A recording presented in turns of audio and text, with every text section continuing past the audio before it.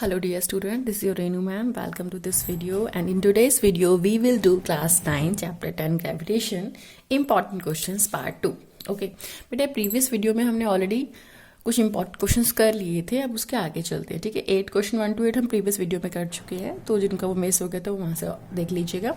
बाकी फर्दर हम question number 9 से 15 आज करेंगे. ओके सो बेटा जी, ग्रेविटेशन चैप्टर ऑलरेडी मैंने आपको काफ़ी करा दिया है, मतलब ग्रेविटेशन वाला सेगमेंट तो हमारा सारा हो गया है. फ्लोटेशन वाला बचा हुआ है, तो इसके बाद मैं नेक्स्ट वीडियो फ्लोटेशन का बना, इसके बाद इसके न्यूमेरिकल्स बना के फिर फ्लोटेशन का बनाऊंगी बेटा. ठीक है, तो चलिए क्वेश्चन स्टार्ट करते हैं. The here today first question is बेटा, question number 9 is define acceleration due to gravity and what is its SI unit. ठीक है, आपसे पूछा गया है बेटा क्वेश्चन में that you have to define acceleration due to gravity. Okay, and what is its SI unit. Acceleration due to gravity होता क्या है बेटा जी, मैंने आपको पहले भी बताया था that acceleration due to gravity is the basically the acceleration produced by a freely falling body.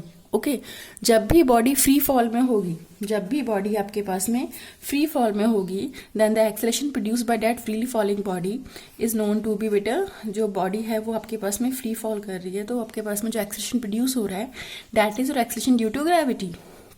Okay, or in other words we can also say that the acceleration produced by a body when it is falling freely under the action of gravity alone. Okay, so let's write the definition.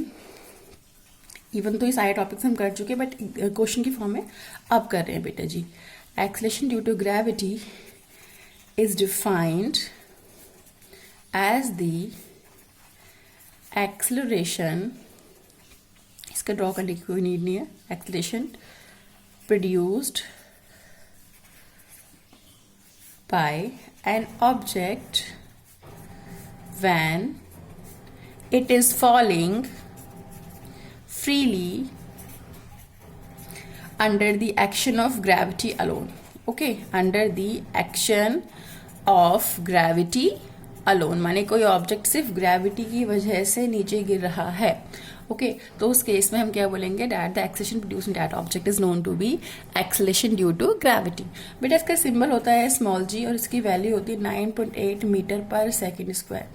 ठीक है, आपसे पूछेंगे what is its SI unit. तो बेटा SI unit देखो, obviously जो value ये है इसी में एसआई यूनिट हमने मेंशन किया, तो एसआई यूनिट ऑफ जी क्या है बच्चे, metre per second square. Okay, I wish आपको समझ में आ गया होगा. Okay, that was your question number 9, that acceleration due to gravity is basically defined as the acceleration produced by a freely falling body, or we will say acceleration produced by an object when it is falling freely under the action of gravity alone. Fine. Unit होती है metre पर second square, value 9.8 metre पर second square. ये near by constant है, मतलब near by मतलब average out है, ये जनरली थोड़ा बहुत वेरी करता है, फिर भी ऑलवेज कांस्टेंट नहीं रहता बेटा, प्लेस टू प्लेस वेरी करता है. सरफेस पे, अर्थ के सरफेस पे तकरीबन सेम सा है, बट एग्जैक्टली हर जगह अर्थ के सरफेस पे भी आपको 9.8 मीटर पर सेकंड स्क्वायर नहीं मिलता है. ओके, नाउ बेटा next question. The next question is how will the weight of a body of mass 100 gram change if it is taken from equator to the poles. Give reason. बेटा आपसे पूछा जा रहा है यहाँ पे कि किसी भी बॉडी का जिसका मास 100 ग्राम है उसका वेट कैसे चेंज होगा अगर हम उसे इक्वेटर से पोल्स पे शिफ्ट करते हैं. Okay, how will the weight of a body of mass 100 gram change if it is taken from equator to the poles. Okay, चलिए सॉल्व करते हैं बेटू.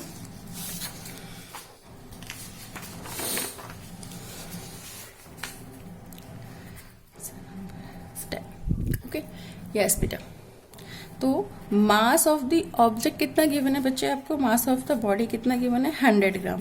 Very first thing what will you do बेटा, जब भी आपको कोई भी वैल्यू गिवन है तो उसको आप सबसे पहले ऐसा यूनिट में कन्वर्ट करेंगे. ठीक है, ये हैबिट डाल लीजिए, हमेशा सबसे पहले ऐसा यूनिट में कन्वर्ट करना है. 100 ग्राम है बेटा, तो केजी में कितना होगा, 100/1000 kg. That means mass of the body is 0.1 kg. 100/1000 था तो 1/10 kg यानी कि 0.1 kg हो गया आपके पास में. अच्छा, अब कैसे चेंज होगा ये पूछा है, कितना चेंज होगा नहीं पूछा है ना, तो मास को कन्वर्ट ना भी करते तो भी हमारा काम हो जाता, कोई बात नहीं. चलिए, तो बेटा जी इक्वेटर से पोल्स पे लेकर आ रहे हैं हम. ठीक है, तो कैसे वेट कैसे चेंज होगा वो देख लीजिए.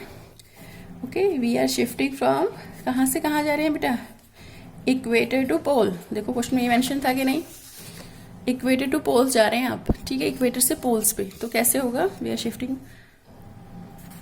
We are shifting from equator to poles. Okay, अब तो अर्थ का जो सरफेस है बेटा, जो शेप है वो हम परफेक्टली स्फेरिकल नहीं लेते ना, इस तरह लेते हैं। तो ये हो गया R E radius of equator, ये हो गया आर पी। बेटा खुद देखिए, मैंने आपको पहले भी बताया था, आर पी का वैल्यू जो होता है, R P radius at poles जो होता है वो लेस होता है, किससे लेस होता है बेटा, आर ई से। रेडियस ऑफ पोल बहुत ज़्यादा डिफरेंस नहीं होता, but still R P is less than R E, माने radius at poles is less as compared to radius at equator. Okay, now beta we know that WKT मतलब we know that, वैसे short form है, आप exam में नहीं लिख सकते, but still अभी हमारा चलता है। we know that बेटा स्मॉल g का फॉर्मूला क्या होता है, gm/r²। यहाँ पे कैपिटल जी क्या है, यूनिवर्सल ग्रेविटेशन कांस्टेंट जो फिक्स्ड है आपका। एम क्या है बेटा, मास ऑफ अर्थ, ये भी फिक्स्ड है, क्योंकि ऑब्वियसली हम अर्थ के बाहर की बात करें। अर्थ के अंदर जाते हैं तो मास चेंज होता है, तो अर्थ के बाहर की बात कर रहे हैं तो ऑब्वियसली मास भी सेम रहने वाला है। यानी कि देखा जाए तो जी प्रोपोर्शनल टू 1/r²। ओके, जी प्रोपोर्शनल टू 1/r² से मतलब क्या है आपका यहाँ पे, कि अगर r की वैल्यू लेस होगी तो g की वैल्यू क्या होगी, ज्यादा होगी। तो radius at poles is less as compare to radius at equator, तो उल्टा हो जाएगा, माने कि g at poles greater than g at equator. क्यों होगा बेटा, because radius at pole is less than radius at equator.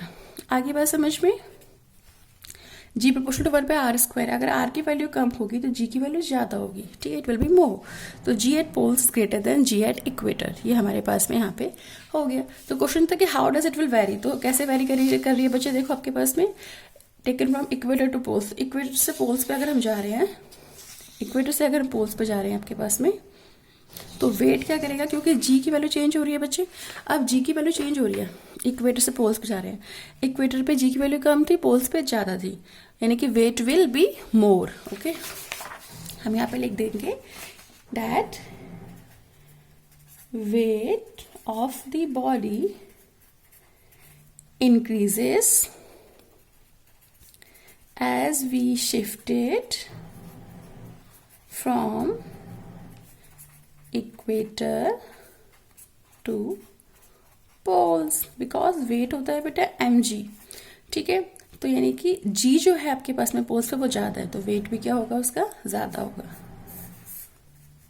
तो weight at pole is greater than weight at equator. Why, because g at pole is greater than g at equator. Okay, that's why only. I think आपको समझ में आ रहा होगा यहाँ पे हमने क्या किया है। ओके, तो रेडियस पे डिपेंड करता है स्मॉल जी का वैल्यू, स्मॉल जी का वैल्यू पे डिपेंड करता है वेट। तो हमने तीनों स्टेप लेके चलेंगे हम, ठीक है। चलिए बेटा जी, अब आगे चलते हैं। The next question is, just a sec,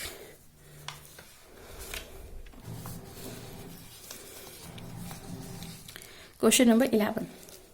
okay, an object weight 120 newton. बेटा क्वेश्चन में क्या क्या रखा है आपसे, कि ऑब्जेक्ट का वेट कितना है हमारे पास में।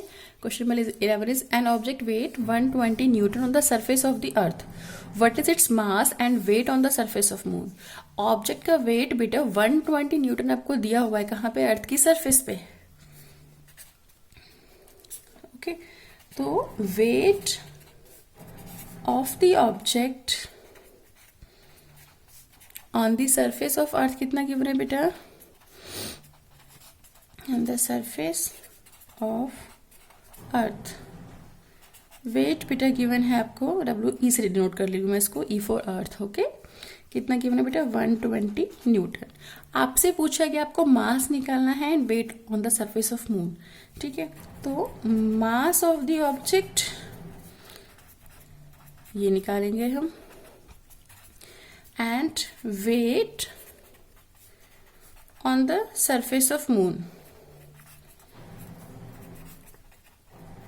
तो बेटा WM ये भी निकालना है, ठीक है।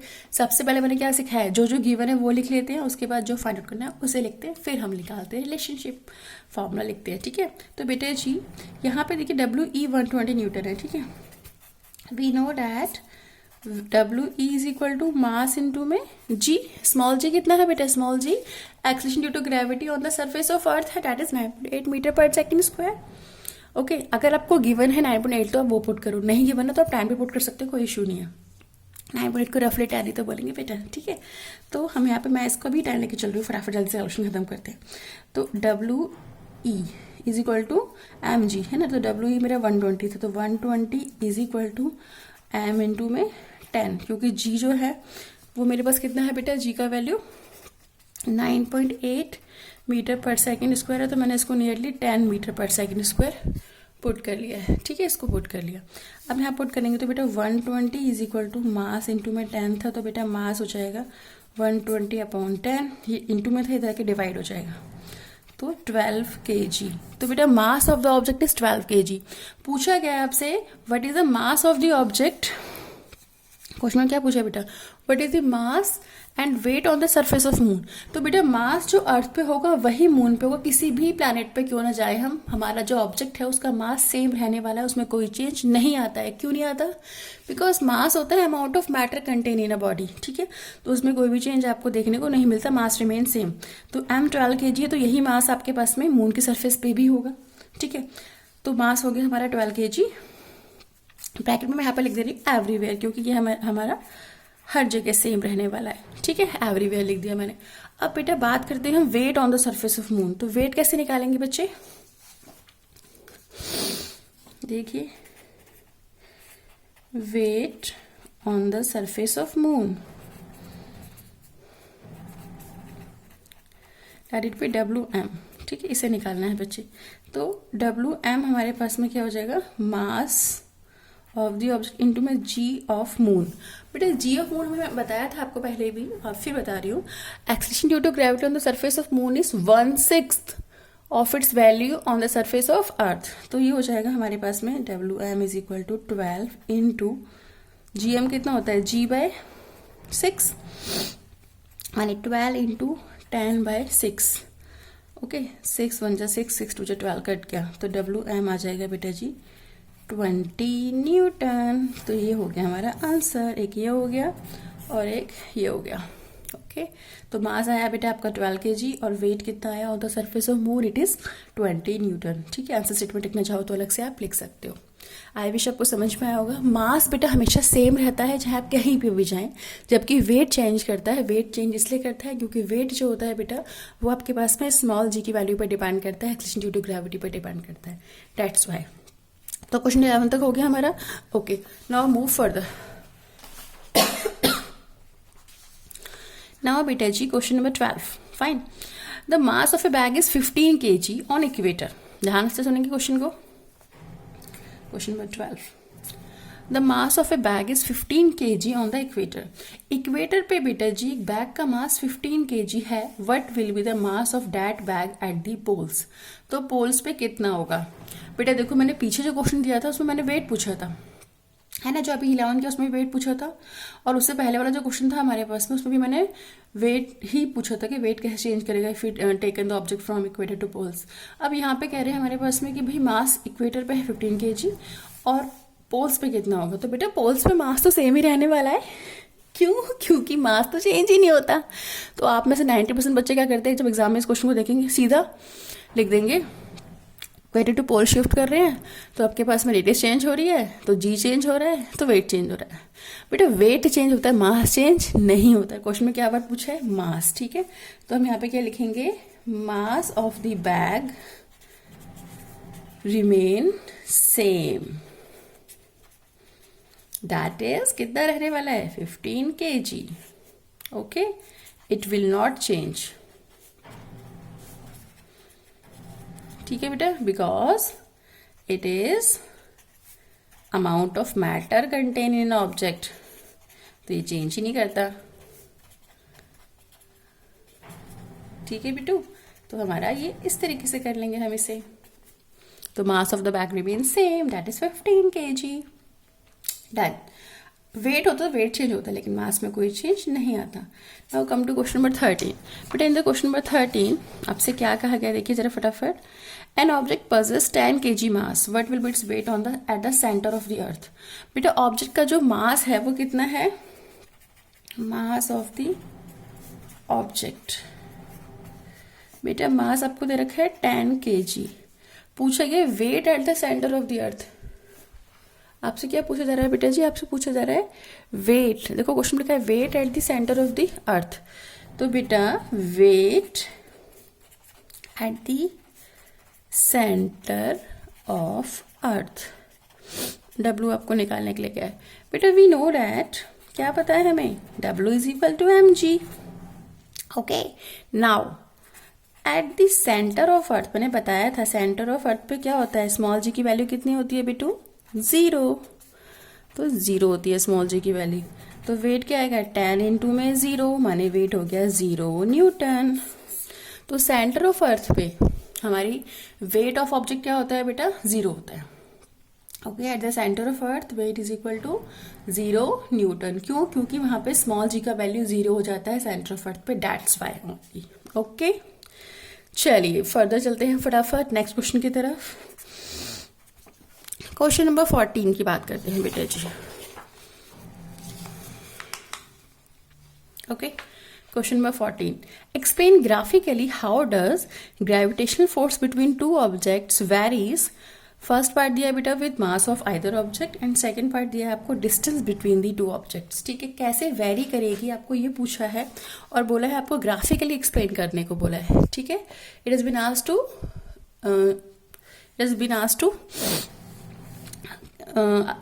to solve the question like how does force vary with mass of the either object and distance between the two objects. Fine, just a sec. बेटा जी क्या करने वाले हैं वो देखिए बेटा, वी नो, पूरा लिख देते हैं चलो इस बार हम। We know that the gravitational force between two objects is given by the formula F is equal to G m1 m2 upon r square। ठीक है, ये फॉर्मूला होता है बच्चे हमारे पास। F क्या है, gravitational force between two object, capital G universal gravitational constant होता है बेटू, m1 mass of one object, m2 mass of other object, and r is the centre to centre distance between the two objects. ठीक है, ये होता है हमारे पास में। फर्स्ट ऑब्जेक्ट का मास m1 था, सेकंड का मास m2 था, इनके बीच सेंटर डिस्टेंस जो है वो हमारा हमने क्या ले लिया है बेटू, वो हमने r ले लिया। ठीक है, F is equal to G m1 m2 by r square होता है। डन। अब क्या करने जा रहे हैं वो देखिए फटाफट। ओके, पूछा है कि फर्स्ट पार्ट की बात करें कि F varies with mass of the either object. बेटा मास ऑफ आइदर ऑब्जेक्ट है, तो कोई भी ऑब्जेक्ट ले लो, तो F प्रोपोर्शनल टू क्या होता है बेटा, m। फॉर्मूला तो ये ना, तो F प्रोपोर्शनल टू m। ठीक है, आइदर m आपका m1 है चाहे m2, कुछ भी ले सकते हैं। अब आपको ग्राफिकली बोला है तो ग्राफ प्लॉट करेंगे आप। तो जब आप इसको ग्राफ को प्लॉट करेंगे तो कैसे लिखेंगे, देखिए जरा, F बेटा हमारा वाई एक्सिस पे आ गया, और F किस में होता है, न्यूटन में होता है। ठीक है, न्यूटन, और बेटा m जो होता है मास kg में आ गया। बेटा डायरेक्टली प्रोपोर्शनल है तो ग्राफ हमारा कैसा आएगा, graph will be a straight line. It will be straight line, scale की हेल्प से बनाएंगे आप, it will be straight line. ठीक है, F प्रोपोर्शनल टू m, क्योंकि डायरेक्टली प्रोपोर्शनल के केस में अगर आपका मास बढ़ेगा तो फोर्स भी बढ़ेगा, तो आपका ग्राफ इस तरीके से आएगा, आपको straight line. Okay, incline at some angle with respect to the X axis. Okay, B part की बात करते हैं बेटा। पूछा गया आपसे distance between the two object, force vary with distance between the two objects, माने कि हम डिस्टेंस की बात करें तो F proportional to 1/r square. F proportional to 1/r square मतलब कि F is inversely proportional to the square of distance between the two objects ना। तो इसका ग्राफ कैसे प्लॉट करेंगे बेटा जी, यहाँ पे हो गया F। ठीक है, और यहाँ पे डिस्टेंस का स्क्वायर हमें पता है F proportional to 1/r square है। ठीक है, तो यहाँ पे आपको बोला distance between the two object, माने कि जो मैं यहाँ पे लिखूंगी वो मैं 1/r स्क्वायर नहीं लिखूंगी बेटा, वो मैं क्या लिखूंगी, r ही लिखूंगी। क्यों लिखूंगी यार, क्योंकि डिस्टेंस के साथ पूछा है, स्क्वायर ऑफ डिस्टेंस नहीं पूछा। इस जो एक्सप्रेशन से मुझे ये पता लग रहा है कि किस तरीके से r को वेरी करूंगी। तो ऑब्वियसली r को वेरी करेंगे तो उसका स्क्वायर भी वेरी करेगा, तो F भी वेरी करेगा। ठीक है बच्चे, तो हमारे पास में ये F जो है वो हमारा न्यूटन में है, डिस्टेंस हमारा मीटर में है। तो बेटा ग्राफ कैसे प्लॉट होगा, आपका ग्राफ इस तरीके से आएगा। ठीक है, वाई बिकॉज अगर हम आर को इंक्रीज करेंगे तो एफ की वैल्यू हमारी रिड्यूस हो जाएगी और ये कर्व आएगा, it will be a curve. देखो मैंने कर्व भी ड्रॉ किया है, तो इस तरीके से आपका ग्राफ आएगा when F proportional to 1/r²। ठीक है, अब करते हैं बेटे जी लास्ट क्वेश्चन, क्वेश्चन नंबर 15। ठीक है, इस सेगमेंट का क्वेश्चन नंबर 15 करते हैं। देखिए जरा क्वेश्चन 15 में आपसे क्या कहा जा रहा है बेटू, देखिए फटाफट जल्दी से। बेटा 15 में कहा गया है प्लॉट xt माने पोजीशन टाइम, vt मतलब वेलोसिटी टाइम एंड at मतलब acceleration time. Position time, velocity time, acceleration time graph of for a freely falling body. ठीक है बेटे, मैंने बताया था आपको फ्रीली फॉलिंग बॉडी क्या होती है, when the object falls freely under the action of gravity alone. तो जब आपके पास में ऑब्जेक्ट सिर्फ ग्रेविटी की वजह से नीचे गिर रहा है, तो उस केस में सिंपल सा लॉजिक यही है आपके पास में कि जो एक्सेलरेशन ड्यू टू ग्रेविटी है वो सेम रहने वाली, that is 9.8 metre per second square. ठीक है, फटाफट प्लॉट करते हैं। तो हम यहाँ पे ग्राफ को प्लॉट करने जा रहे हैं। पहले मैं यहाँ पे एटी ग्राफ प्लॉट करूंगी, एक्सेलरेशन टाइम ग्राफ। तो एक्सेलरेशन मीटर पर सेकंड स्क्वायर में होती है और ठीक है टाइम हमारा सेकंड में होता है। तो बेटा इसका ग्राफ कैसे आएगा, क्योंकि एक्सेलरेशन टाइम ग्राफ पूछा गया है आपको। बेटा एक्सेलरेशन यहाँ पे जी ही होता है 9.8 मीटर पर second square. Freely falling body में तो जी का वैल्यू प्लस होता है, अगेंस्ट द ग्रेविटी फैक्टर तो माइनस होता, तो उसका भी ध्यान रखेंगे। यहाँ पे सिंपल प्लस में है तो ऑब्वियसली इसकी वैल्यू क्या रहने वाली है, फिक्स्ड। तो ये पैरेलल टू टाइम एक्सिस होगा बच्चे, a is equal to plus g. Okay, और जी कितने 9.8 metre per second square. This is our A T graph माने एक्सेलरेशन टाइम ग्राफ। ठीक है, सेकेंड है बच्चे हम वेलोसिटी टाइम ग्राफ की बात करें। बेटा एक्सेलरेशन की वैल्यू कांस्टेंट है, कांस्टेंट कब होती है, एक्सेलरेशन की वैल्यू कांस्टेंट कब होती है, जब आपकी वेलोसिटी जो होती है वो क्या होती है, वो वेलोसिटी जो है वो हमारी यूनिफॉर्म रेट से चेंज हो रही है ना। बताया था आपको यूनिफॉर्म एक्सेलरेशन में क्या होता है, यूनिफॉर्म एक्सेलरेशन आपके पास में चैप्टर 9 में बताया था मैंने, that in that type of motion where we possess uniform acceleration, the velocity of the object changes in equal amount in equal time interval। तो बेटा जी यहाँ पे हमारे पास में जो हम velocity टाइम ग्राफ प्लॉट करेंगे तो वो कौन सा ग्राफ होगा बच्चे, वो आपके पास में इस तरीके से straight line incline at some angle with respect to time axis, क्योंकि इसी में आपके पास में equal amount of velocity change हो रही है विद इक्वल टाइम, तो आपके पास में एक्सेलरेशन क्या हो जाता है, कांस्टेंट। ठीक है, ये हो गया। इसका जो स्लोप होता है बच्चे वो हमारे पास में क्या देता है, स्लोप हमें एक्सेलरेशन देता है। फाइन, चलिए आगे चलते हैं बेटू फटाफट। थर्ड है हमारा एक्सटी ग्राफ, है ना, एक्सटी पोजीशन टाइम ग्राफ की अगर हम बात करें तो बेटा पोजीशन टाइम ग्राफ के लिए हम क्या करते हैं वो देखिए फटाफट, जस्ट अ सेक। या पोजीशन टाइम ग्राफ की हम बात कर रहे हैं बेटा जी, पोजीशन मीटर में हो गया और टाइम हमारा सेकंड में हो गया। ठीक है, इसकी बात करें बेटा पोजीशन टाइम डिस्प्लेसमेंट टाइम, तो हमारा जो ग्राफ है वो कैसे होगा आपके पास में, it will look like this. ठीक है, अभी आपने पैराबोला वगैरह नहीं पढ़ा है, पैराबोला हाइपरबोला वगैरह नहीं पढ़ा है, तो आप ये आगे पढ़ेंगे तो ये पैराबोलिक शेप होती है। तो जब ऑब्जेक्ट फॉल कर रहा है फ्री फॉल, तो आपके पास में एक्सटी ग्राफ जो है वो आपका इस तरीके से प्लॉट किया जाता है। ठीक है, इसका शेप पैरा